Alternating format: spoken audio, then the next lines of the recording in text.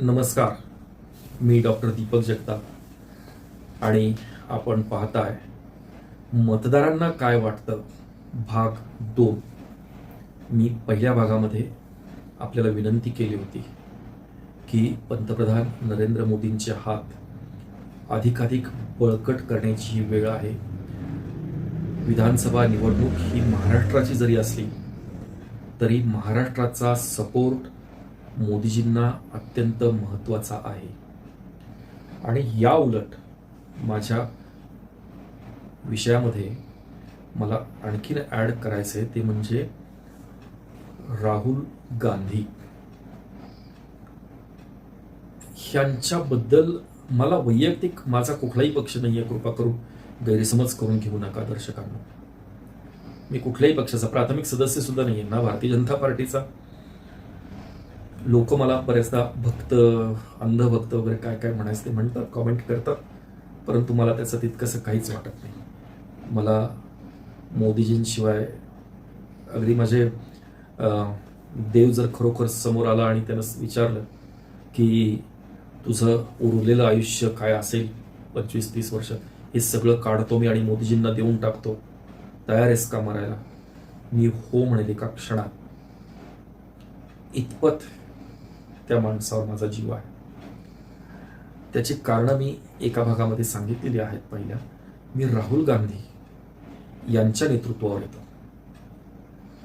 काय झालंय की दुर्दैवानं काँग्रेसनं सगळी धुरा, म्हणजे खरगेजी हे अध्यक्ष आहेत राष्ट्रीय काँग्रेसचे, परंतु खरगेजी हे थोडक्यात नॉन प्लेइंग कॅप्टन ज्याला आपण म्हणतो तसं ते नेतृत्व आहे. नेतृत्व काँग्रेसचं कोण, तर लोक लगेचच राहुल गांधींचं नाव घेतात किंवा राहुल गांधींचा चेहरा, काँग्रेस म्हटलं की राहुल गांधी डोळ्यासमोर येतात आणि माझेही येतात, स्वाभाविक आहे. ज्यावेळेस ह्यांनी ना ती भारत जोडो यात्रा सुरू केली कन्याकुमारी पासून काश्मीरपर्यंत, खूप छान वाटलं, खूप छान वाटलं. मी प्रामाणिकपणे सांगतो, ते जसे कन्याकुमारी पासून निघाले ना चालत, असं वाटलं हा युवक भारत जोडो, खरं तर भारत तुटलेलाच नाहीये, त्याला जोडण्याचं कारण काय, भाऊ तोरसेकर त्यांच्या लेक्चरमध्ये बोलतात. हे बरोबरच आहे, भारत तुटलेलाच नाही तर त्याला जोडायचं काय कारण आहे. पण ठीक आहे, एक टॅगलाईन असते एखाद्या विषयाची, जशी आता अजितदादा पवारांनी पिंक कलर स्कीम त्यांच्या प्रचारासाठी वापरलेली आहे. त्यांचे जे कोणी मार्केटिंग स्ट्रॅटेजी ठरवणारे असतील किंवा जी टीम त्याच्या मागे काम करत असेल त्यांचं ते डोकं असणार ऑब्व्हियसली. त्याच्यामुळे जॅकेटपासून सगळ्या ड्रेसमध्ये सुद्धा दादांनी बदल केलाय. तसं भारत जोडो यात्रेवर राहुलजी निघाले. सगळं म्हणजे त्या साऊथ इंडियामध्ये ते केरळमध्ये गेले, तामिळनाडू राज्यामध्ये त्यांनी प्रवेश केला. तिथे काय भात लागण वगैरे चालू होती, त्या शेतांमध्ये त्यांनी ती पॅन्ट फोल्ड करून त्या शेतकऱ्यांबरोबर जाऊन भाताची रोपं काही टोकली. लोक अनेक प्रकारे टीका करताना अनेक प्रकारे करतात, ही काय हे फक्त नाटक होतं कॅमेऱ्यासाठी, मीडियासाठी. आता हे मोठ्या लोकांच्या बाबतीमध्ये बोलणं स्वाभाविक आहे आणि ती टीका तेवढी त्यांनी पण सहन करायची असते आणि करणाऱ्यांना सुद्धा रान मोकळं असतं, त्याच्यामुळे तो विषय काही फारसा महत्वाचा नाही आहे. तिथून पुढे ते जशी येत गेले, मग कोणी ड्रायव्हर भेटला तर त्याच्या ट्रकमध्ये चढून बसायचं, त्याच्या डब्यातलं काय असेल पोळी भाजी ती खायची. म्हणजे एकंदरीत ते ज्या प्रकारे लोकांशी कनेक्ट होत होते, त्यांचा विश्वास संपादन करत होते. कोणीतरी एखादी रडणारी म्हातारी येऊन अचानक गळ्यात पडायची, एखादी युवती गरीब घरातली येऊन अचानक गळ्यात पडायची आणि तिचं सांत्वन ते करायचे, त्यांचे अश्रू पुसायचे. नेत्यांकडून हीच अपेक्षा असते. तर त्यामुळे हे सगळं चांगलं वाटत होतं, प्रश्नच नाही. राहुल गांधी त्यावेळेस ते काम करताना खूपच म्हणजे असं वाटलं की खरंच त्यांच्यामध्ये प्रचंड बदल झालेला आहे. पण त्याची तो भ्रमनिरास काही दिवसातच त्यांनी केला, जेव्हा ते महाराष्ट्रामध्ये आले आणि त्यांनी सावरकरांवर ताशेरे ओढले. मला सांगा, सावरकरांच्या बाबतीतला जो इतिहास जो घडून गेलेला आहे, बरं त्याची साक्ष द्यायला ना तो माणूस हयात नाही हो दुर्दैवाने. तो माणूस हयात नाही. नाहीतर त्या माणसानं सांगितलं असतं, मी खरोखर कुठल्या जेलमध्ये होतो, मला कसं पकडलं, मी काय केलं, मी इंग्रज सरकार उलथवून टाकण्यासाठी, देशाच्या स्वातंत्र्यासाठी मी काय काय केलं, हे त्या माणसानं स्वतः सांगितलं असतं. पण तो माणूस हयात नाही. आणि मग महाराष्ट्रामध्ये आल्या आल्या तुम्हाला बरोबर सावरकर आठवले आणि तुम्ही सावरकरांवर टीका केली. सावरकर ज्या सेल्युलर जेलमध्ये होते त्यांच्या खोलीला सुद्धा त्यांचा तिथं बोर्ड लिहिलेला आहे. सेल्युलर जेलमध्ये काय यातना त्यांनी सहन केल्या, कशी खडी फोडली आणि कोलुका बैल म्हणजे त्या चक्की भोवती त्यांना ते ओढावं लागत होतं दगडी, पायामध्ये हातामध्ये साखळदंड. आपण भगतसिंगचं वगैरे सुद्धा चित्र आपण बघितलेलं असेल, फोटो, की त्याला अक्षरशः म्हणजे खाली ती जुनी पद्धतीची आपली नाडीची अंडरपॅन्ट जशी घालतात तशी अक्षरशः फाटलेली, ढोंगणावर फाटलेली ती पॅन्ट आणि त्याला असं खांबाला बांधलंय आणि वीर भगतसिंगला मागणं इंग्रज सैनिक मारतोय, हे तुम्ही बघितलेलं असेल. काहीतरी फोटोग्राफ्स आहेत ना सावरकरांचे, काही फोटोग्राफ्स आहेत ना त्यांची हस्तलिखित आहेत ना. महापौर सारखा शब्द सावरकरांनी दिलाय. पूर्वी पुणे महानगरपालिका किंवा ठाणे महानगरपालिका, महानगराचा जो प्रमुख असायचा त्याला मेयर वगैरे असे शब्द होते. मराठी भाषा वृद्धी करण्यासाठी किंवा भाषा शुद्धी करण्यासाठी सावरकरांनी त्याच्यातही मोठं काम केलंय. त्यांनी महापौर हा शब्द त्याच्यासाठी वापरला. महानगरपालिकेचा जो प्रमुख, फर्स्ट मॅन और फर्स्ट वुमन, त्याला महापौर हा शब्द सावरकरांनी संशोधित केलेला आहे. म्हणजे एवढा मोठा स्वातंत्र्य सेनानी आणि केवळ तो मग एक ब्राह्मण आहे, मग त्याची हेटाळणी करा. जर आपण खरंच मला सांगा की आपण 200 वर्षानंतर जर ज्या प्रकारे राहुल गांधी किंवा त्यांचे आणखीन एक खास मित्र होते मणिशंकर अय्यर यांनी सुद्धा सावरकरांवर पाहिजे तेवढं तोंडसुख घेतलेलं आहे.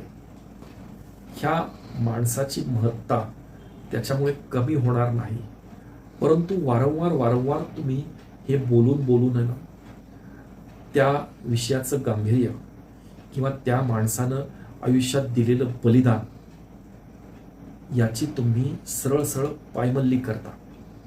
सरळ त्यांनी दिलेलं योगदान तुम्ही पायानं अक्षरशः तुडवता.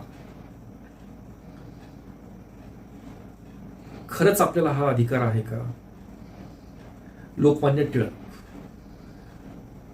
गोपाळकृष्ण गोखले, आगरकर ही सगळी ब्राह्मण मंडळी आहेत. त्यांनी शिक्षणाच्या बाबतीमध्ये लोकमान्य टिळकांनी स्वातंत्र्यासाठी दिलेलं योगदान. आज टिळक हयात नाही, तो त्यांचे काही वंशज आहेत पुण्यामध्ये, पण मी काय केलं हे सांगायला ती लोक हयात नाहीये.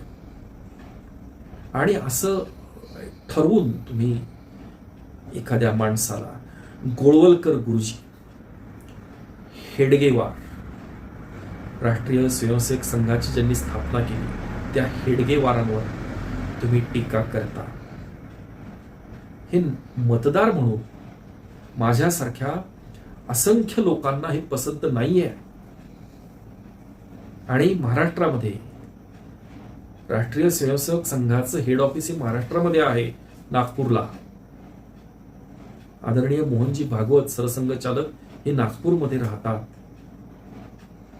आणि तुमचं हे वारंवार हे ब्राह्मणांना शिव्या देणं किंवा ब्राह्मणांमध्ये त्यांना कमी दाखवणं आणि मनुस्मृती वगैरे वगैरे हे असले विषय काढणं, याच्यामुळे तुमचे मतदार कमी होत आहेत. तुमच्याकडे उमेदवार नाहीयेत अशातला प्रश्न नाहीये. तुमच्याकडे चांगली काही लोक आहेत. काही म्हणतोय मी आता, एक लक्षात घ्या प्रिय मतदारांनो, एक लक्षात घ्या, आपल्याला बरं सरकार निवडायचंय. आपल्याला चांगलं सरकार निवडण्याची अपेक्षा नाहीये.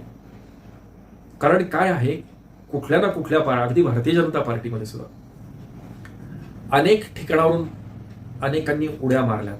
मोदीजी जसे आले आणि आता लक्षात आलं त्यांना की आता पुढची 30-40 वर्ष तरी हा माणूस काही हलणार नाही, त्यामुळं सोयीसाठी अगदी काँग्रेसला सुद्धा रामराम करून काँग्रेसची विचारधारा आणि भारतीय जनता पक्षाची विचारधारा पूर्णपणे विरोधी आहेत एकमेकाच्या, तरी ते सगळं मोडून आपल्या मतदारांना त्यांनी पटवलं की काँग्रेस कशी वाईट आहे आणि भारतीय जनता पार्टी कशी चांगली आहे. असे विद्वान उमेदवार सुद्धा सगळ्या पक्षांमध्ये आहेत. आत्ता अगदी शरद पवारांना सोडून 50 आमदार अजितदादांबरोबर आले आणि आता परत त्यातले काही आता परत परतीच्या मार्गावर की अजितदादा वाईट आहेत आणि शरद पवार चांगले आहेत, म्हणून मी स्वगृही जातोय. त्यांचा हा युक्तिवाद त्यांच्या मतदारांना कसा पटतो आणि ती सहानुभूती काय आणि काय काय हे असलं लाटेवर स्वार होणं, सहानुभूतीच्या लाटेवर स्वार होणं हे आपल्या राज्याला आणि आपल्या देशाला अजिबात परवडणार नाही. त्यामुळे कुठल्याही भावनेच्या आहारी जाऊन कृपा करून मतदान करू नका. आणि मी खास हे एपिसोड जे बनवतोय त्या 35% लोकांसाठी, सरासरी 65% मतदान हे विधानसभेला होतं. 35% मतदार जे सुशिक्षित आहेत ते मतदानासाठी बाहेर पडत नाही. मग ते कारण काही सांगतील, ऊन खूप होतं, पाऊस खूप आला अचानकच, मतदान केंद्रावर गर्दी खूप दिसली म्हणून मी परत गेलो. मूर्खपणा आहे हा. मतदान केंद्रावर गर्दी होती म्हणून मी परत गेलो. आम्हाला बाहेरगावी जायचं होतं, आम्ही सगळे मिळून फॅमिली गेट टुगेदर केलं, आम्ही ट्रिपला गेलो. ही असली कारणं तुम्ही सांगता आणि तुम्ही मतदान करत नाही.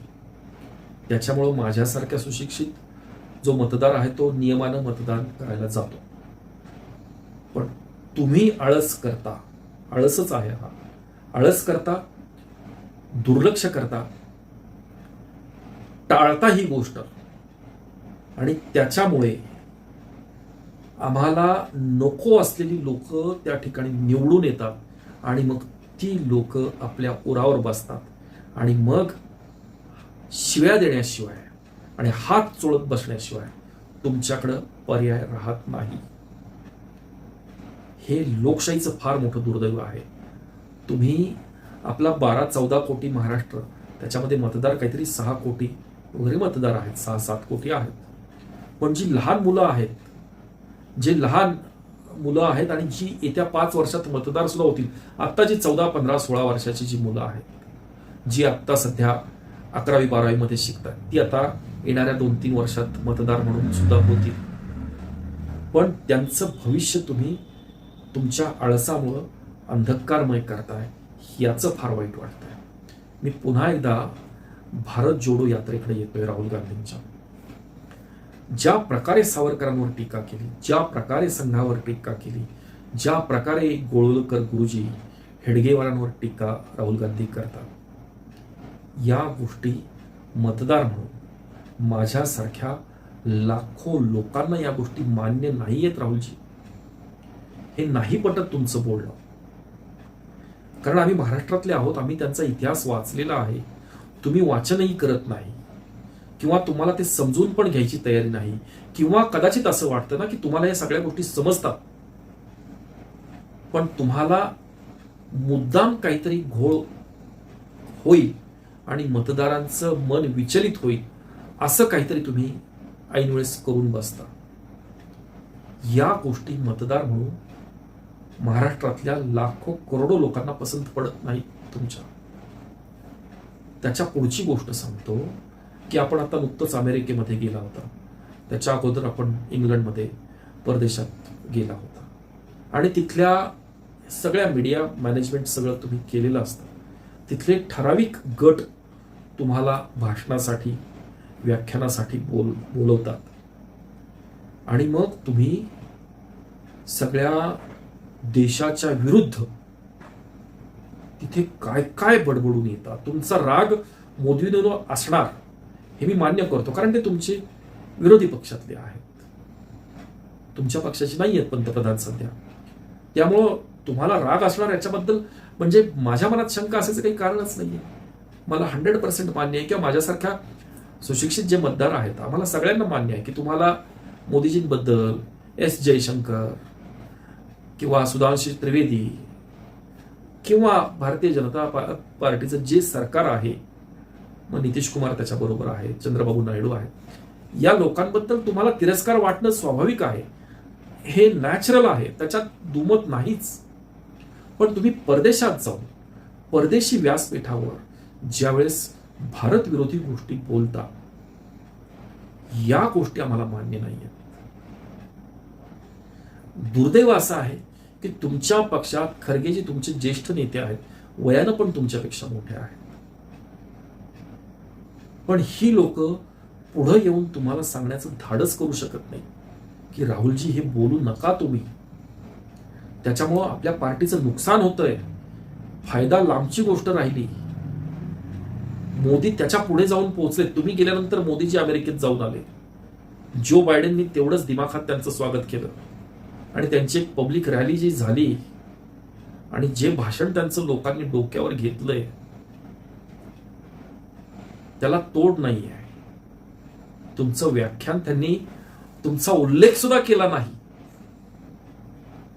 काहीच दिवसाच्या अंतरानं मोदीजी अमेरिकेत गेले होते, तुमचा उल्लेख सुद्धा त्यांनी केलेला नाही. पण त्यांनी अमेरिकेतल्या लोकांना सांगितलं, आपल्या भारतीय वंशाच्या, की अरे तुम्हीच भारताचे अँबॅसेडर आहात. प्रत्येक व्यक्ती जो भारतीय वंशाचा या अमेरिकेमध्ये आपली सेवा बजावतोय, या देशाची तुम्ही इमाने इतबारे सेवा करा, पण आपल्या मातृभूमीला सुद्धा विसरू नका. तुम्ही जी लोक काम इथं करताय, तुम्हीच माझ्या देशाचे प्रतिनिधी म्हणून इथं काम करताय, तुम्हीच माझ्या देशाचे ब्रँड अँबॅसेडर आहात, तुम्ही प्रत्येक जण ह्या देशाचा राजदूत आहात. इतकं सुंदर मोदींनी त्या लोकांचं प्रबोधन केलं. म्हणजे सर्वसामान्य माझ्यासारखी अमेरिकेत जी लोक आपली काम करतात, त्यांचं माझं आर्थिकदृष्ट्या कदाचित फरक असेल त्यांच्या माझ्यामध्ये, पण माझ्यासारख्या माणसाला त्यांनी तिथं ब्रँड अँबॅसेडर किंवा देशाचा राजदूत म्हणून गौरवलंय. साधी गोष्ट नाहीये, साधी गोष्ट नाहीये. त्यामुळे तुम्ही देशाच्या दृष्टीनं आणि मतदारांच्या दृष्टीनं बेभरोशाचं नेतृत्व वाटतं. आणि मी जे पहिल्या भागामध्ये सांगितलं ना, की आपण जागतिक युद्धाच्या उंबरठ्यावर आहोत. रशिया युक्रेन युद्ध चालू आहे, इस्रायल, पॅलेस्टाईन, गाझा पट्टी, लेबनान आणि आता इराणनं सुद्धा उडी घेतलेली आहे. या ठिकाणी युद्ध आहे आणि आता जॉर्डन, कदाचित इजिप्त सारखे देश आपोआप ओढले जाणार आहेत. कारण नजर चुकीनं, नेम चुकल्यामुळं काही रॉकेट्स हे जॉर्डन, कारण इस्रायलचं रॉकेट जाताना जॉर्डनवरून जाणार आहे, ते रॉकेट कदाचित जॉर्डन सारख्या देशामध्ये विध्वंस करू शकतं. त्यामुळं इस्रायलला थोपवण्यासाठी जॉर्डन हकनाक त्या युद्धामध्ये ओढला जाऊ शकतो. तिथले शेजारचे इराणला लागून असणारे आणखीन देश तिथे ओढले जाऊ शकतात. ही एवढी कठीण परिस्थिती आहे. अफगाणिस्तान बघा, अतिशय अनस्टेबल अशी त्यांची वाटचाल आहे. पाकिस्तान अनस्टेबिलिटी आहे, तिथे स्टॅबिलिटी नाहीये त्या देशांना. सुदैवानं आपण स्टेबल आहोत. इतकंच नाही तर मोदींनी तुमच्या काँग्रेसच्या राजवटीनंतर त्यांना 10व्या क्रमांकावर आपली अर्थव्यवस्था होती. राहुलजी 10व्या क्रमांकावरून त्यांच्या कारकिर्दीमध्ये 10 वर्षामध्ये त्यांनी थेट 5 नंबरवरती उडी मारून 5व्या स्थानी आपण आलोत. आणि अगदी अलीकडचा या मागच्या महिन्यातला अहवाल असा आहे की भारताची इकॉनॉमी ही 3ऱ्या नंबरवर आलेली आहे. अहो, हे सी लिंक्स बघा, हे राष्ट्रीय महामार्ग बघा, मुंबई ते दिल्ली महामार्ग बघा, दिल्ली ते आग्रा महामार्ग बघा, यशोभूमी कन्व्हेन्शन सेंटर दिल्लीमध्ये जे बांधलंय ना, यशोभूमी कन्व्हेन्शन सेंटर अप्रतिम, अप्रतिम. मी परदेशामध्ये अनेक देश मी फिरलो, अनेक कॉन्फरन्सच्या निमित्तानं मी फिरतो सुद्धा. तर आम्ही ज्यावेळेस आमच्या कोटवर इथे तिरंगा झेंडा लावलेला असतो, बॅच लावलेला असतो, आम्ही सुद्धा तिथे थुंकत सुद्धा नाही. आम्ही आमच्या देशातही थुंकत नाही, पण साधा टिश्यू पेपर सुद्धा आम्ही आमच्या खिशामध्ये ठेवतो, चॉकलेटचा कागद सुद्धा आम्ही आमच्या खिशामध्ये ठेवतो. आम्ही त्या देशात टाकत नाही, कारण माझ्या देशाला खाली बघावं लागेल. काय ही इंडियन लोक काय ही भारतीय लोक असं आमच्या टीमला लोक नावं ठेवू नयेत याची आम्ही पुरेपूर काळजी घेतो. अहो, आम्ही टिश्यू पेपर सुद्धा टाकत नाही आणि तुम्ही तुमच्या तोंडानं इतक्या मोठ्या मोठ्या आणि वाईट गोष्टी त्या ठिकाणी बोलून येतात. याचं मनापासून वाईट वाटतं आणि त्याचा तोटा तुमच्या पक्षाला होतोय. हो, एक बुद्धिजीवी माणूस म्हणून मी एक माझं मत तुम्हाला सांगतोय, याचा तोटा तुमच्या पक्षाला होतोय. तुमच्या पक्षामध्ये अनेक लायक चांगले उमेदवार आहेत, परंतु मोदीजींचे हात बळकट करण्याची ही वेळ आहे आणि त्या लायक उमेदवारांना बिचारांना त्यांचे कोणीतरी वडील, त्यांचे आजोबा काँग्रेसमध्ये होते म्हणून ते आज तुमचा पक्ष चालवत आहेत. पण दुर्दैवानं तुमच्यासारखा नेता तिथं आज सुप्रीम लीडर आहे आणि त्याच्यामुळे ह्या लोकांना त्याचा फटका बसतोय. हो, मी आपले आजोबा, आपले पणजोबा पंडित नेहरू, तुम्ही जसं या गोळवलकर गुरुजी किंवा स्वातंत्र्यवीर सावरकर किंवा हेडगेवार यांच्याबद्दल टीका टिप्पणी करतात ना, तसंच नेहरूंच्या बद्दल अनेक लेख, अनेक आर्टिकल्स लोकांनी माहिती ती गोळा केलेली आहे. मी या व्हिडिओमध्ये अजिबात बोलणार नाही त्या विषयावर, परंतु नेहरूंना मी मानतो. बालदिन नेहरूंमुळे मी सुद्धा साजरा करतो. तुम्ही जरी या महाराष्ट्रातल्या लोकांवर टीका केलीत तरी मी तुमच्या पणजोबांवर टीका अजिबात करणार नाही. तुमच्या आजी सुद्धा तेवढ्याच ग्रेट होत्या, खूप छान. इंदिरा गांधींना मी प्रत्यक्ष बघितलंय एकदाच. अहो, काही क्षण बघायला मिळालं ज्यावेळेस खेड मतदारसंघ, आता जो शिरूर आहे त्याच्याऐवजी खेड मतदारसंघ होता आणि खासदार कैलासवासी रामकृष्ण मोरे यांच्या प्रचारासाठी इंदिरा गांधी त्यावेळेस जुन्नरला आल्या होत्या आणि मी लहान शाळेमध्ये होतो. आम्ही ओतूरवरून ट्रकनं इंदिरा गांधींना बघायला गेलो होतो. इंदिरा गांधींना बघितलं, फार स्ट्रॉंग लेडी, म्हणजे त्यांनी आणीबाणी सुद्धा लागू केली. आणीबाणीवर अनेक मतं व्यक्त करणारी लोक आहेत. इमर्जन्सी लोकांना आवडली नाही, आणीबाणी लोकांना आवडली नाही, असो, परंतु तुमच्या आजी सुद्धा इथं बोलायला नाही आहेत आता पृथ्वी तलावर, त्यामुळं त्याबद्दलही मी टीका करणार नाही. परंतु एक अतिशय तेजस्वी व्यक्तिमत्व, तुमच्या दिल्लीतल्या इंदिराजी जिथं राहत होत्या आणि तुमचं बाळपण ज्या ठिकाणी घरात गेलं ना, मी ज्यावेळेस त्या इंदिराजींची साडी बघितली ज्याच्यामधून त्या गोळ्या त्यांना लागल्या, त्या दिवशी त्यांची हत्या ज्या दिवशी झाली त्या दिवशी त्यांनी अंगावर परिधान केलेली साडी त्या म्युझियममध्ये ठेवलेली आहे. फार हळहळतो जीव, ते आठवलं तरी हळहळतो. कारण मला चांगलं आठवतंय, मी शाळा आमची दुपारची सुटली होती, जेवणाची सुट्टी होती आणि भारत पाकिस्तान मॅच चालू होती. सुनील गावस्कर आणि वेंगसरकर खेळत होते आणि म्हणून आम्ही धावत पळत येऊन टीव्ही लावला दुपारी मॅचचं काय झालं बघायला. आणि टीव्ही लागला तर अचानक प्रसारण बंद आणि अचानकपणे दाखवलं की तुमच्या आजी रक्ताच्या थावळ्यात पडलेल्या आहेत आणि त्यांना एम्स रुग्णालयात नेत आहेत. आणि ते म्हणजे रडलो मी, अक्षरशः लहान होतो मी शाळेमध्ये, रडलो, धाय मोकलून रडलो. आणि आत्ता अलीकडे म्हणजे याच वर्षी मी इंदिराजींचं ज्यावेळेस तुमचं ते निवासस्थान बघितलं आणि ज्या ठिकाणी त्यांना गोळ्या झाडल्या गेल्या ना, ते निवासस्थान त्या ठिकाणी अशी काच आच्छादन तिथं केलंय आणि त्यांचं रक्त या ठिकाणी सांडलंय असा तो फलक आहे. मी अक्षरशः माझ्या दोन्ही डोळ्यातून अश्रू वाहत होते. मी नतमस्तक झालो. मी अष्टांग नमस्कार केला तुमच्या आजींच्या त्या जिथे त्यांचा देहांत झाला त्या ठिकाणाला. फार ग्रेट माणसं तुमच्या घरामध्ये. तुमचे वडील अतिशय देखणं, तुमच्यापेक्षा उंच होते राजीव गांधी, अतिशय देखणं व्यक्तिमत्व. राजकुमार जसा असावा कल्पनेतला, थोडंसं टक्कल होतं परंतु असं टोकदार नाक, गोरा पान माणूस, पायलटच होता. ते एक शिस्तबद्धपणा आयुष्याला. त्यांची राहुल गांधीजी तुमच्या वडिलांची त्या म्युझियममध्ये जी काही इक्विपमेंट, ते होस्ट पाईप ते स्वतः रिपेअरिंग करायचे, गाड्यांचं म्हणा किंवा प्लेनचं जे काही लागतं ना साहित्य, त्यांचा स्क्रूड्रायव्हर, त्यांची पक्कड, हे सगळं बघून राजीवजी आठवतात. राजीवजींची एक गोष्ट मला या क्षणाला आठवते. एक जण खासदार महाराष्ट्रातले त्यांना भेटायला गेले होते पंतप्रधान निवासस्थानामध्ये. तर राजीव गांधी कुठं दिसत नाहीयेत म्हणून ते म्हणाले आहेत हॉलमध्ये, जावा तिथे.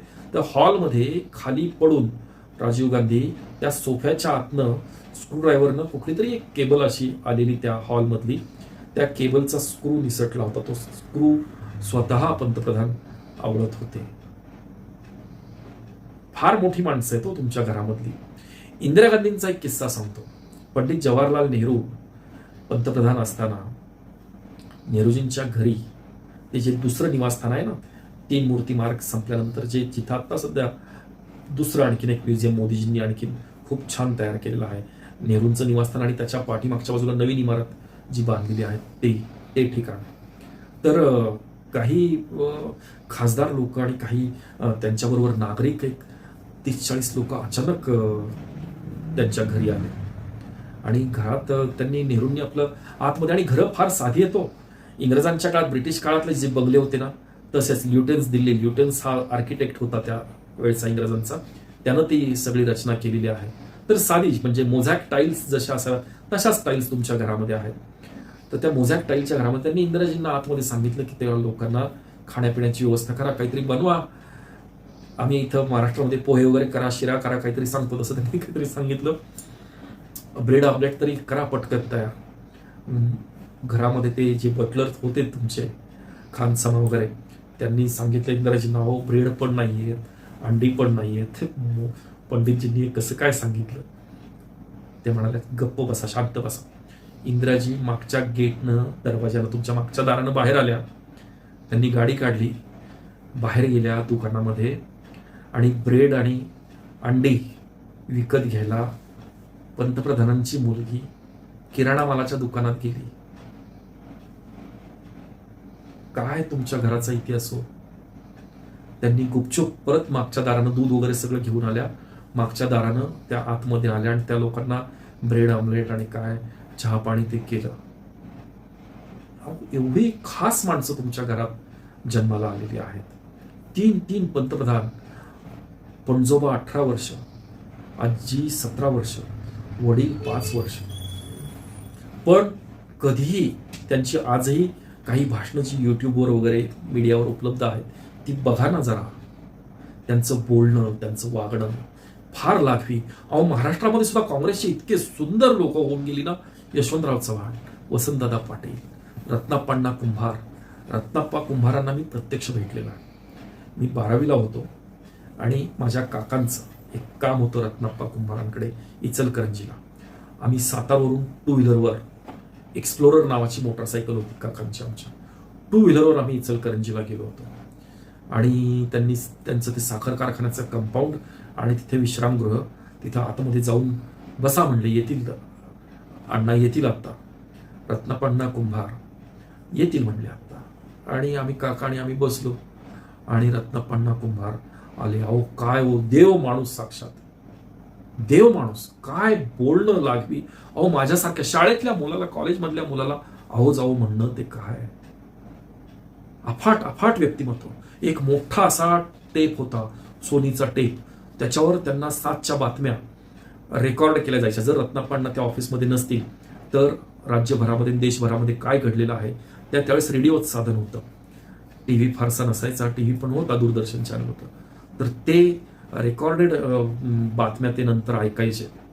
मी गेलो आणि मला म्हणाले, आपल्याला त्यांनी आतमध्ये सांगितलं, आपण जावा, मी तुमच्या काकांशी बोलते, आपण जा आणि आतमध्ये खाऊन घ्या जरा, आपण खूप लांबून आलात.